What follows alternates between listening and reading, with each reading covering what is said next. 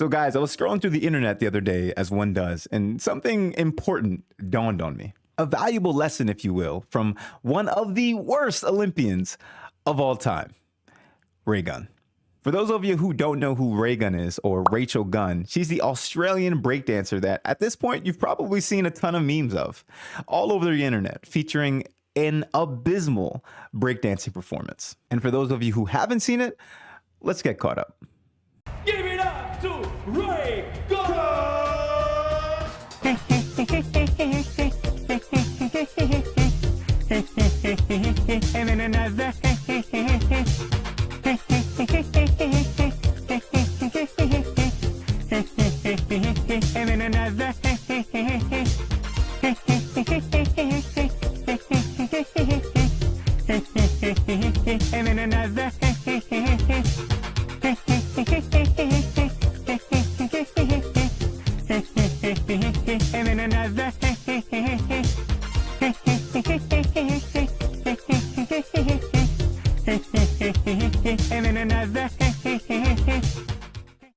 And no, I am not here to tell you that she had some amazing performance, and instead you have to look at it from a certain angle because, well, there aren't really too many ways you can look at it that make it good.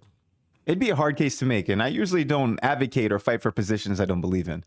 Not to mention, in the Olympics, she scored a 0.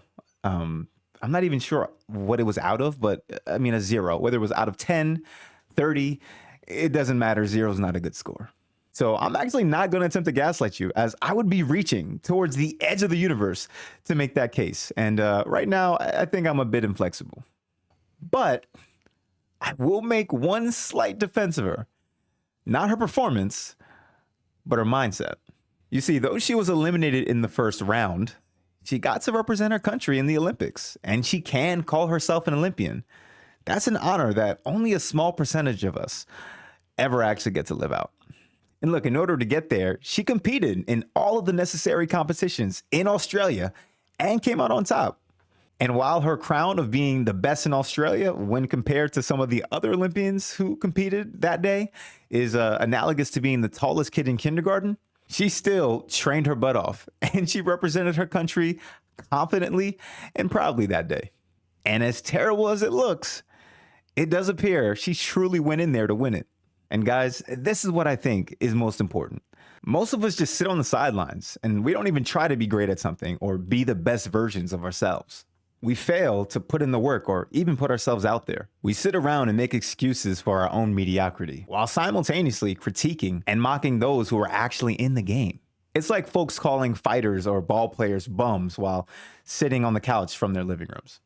And look, you don't have to be in competing shape or directly involved in the sport in order to make an accurate critique, because that would actually be a ridiculous standard, and that would be counter to what makes coaches' wisdom so valuable.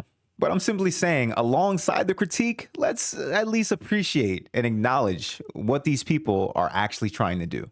They're attempting to go out there and live out their dreams by doing something, not talking about it, thinking about it, putting it off till later, or making excuses for why they can't, but actively doing it. And you can apply this to anything, not just sports. Your own physical health, your mental health, that hobby you wanted to start, that topic you wanted to become more knowledgeable on, that skill you wanted to acquire, or that weight you wanted to lose. Are you actually doing something to get closer to your ideal self and achieve the goals you've set? Or are you simply scrolling on social media, looking to critique others who are attempting to achieve theirs? Think about it. And so I bring this back to Raygun, who was so terrible that she may have heavily contributed to the fact that the Olympics will not be featured in the 2028 Olympics. She has been the source for some of the best laughs I've had in the past couple of weeks. And make no mistake, the memes are amazing. But I think it's better to be out there in the game attempting to achieve your goals and greatness than be on the sidelines making excuses for why you can't, regardless of what those around you or the world, in her case, have to say about it. So I want to take this opportunity to thank Raygun. Thank you for contributing to internet meme culture. Thank you for bringing us joy over the past few weeks at your expense, unfortunately. But most importantly, thank you for inspiring us to actually do something, even if it means embarrassing ourselves in front of the world. Take it from a YouTuber. Anyways, that's my perspective. What's yours? Let me know in the comments down below. Like the video if you haven't already, and subscribe, as I got much more content like this on the way. So until next time, YouTube.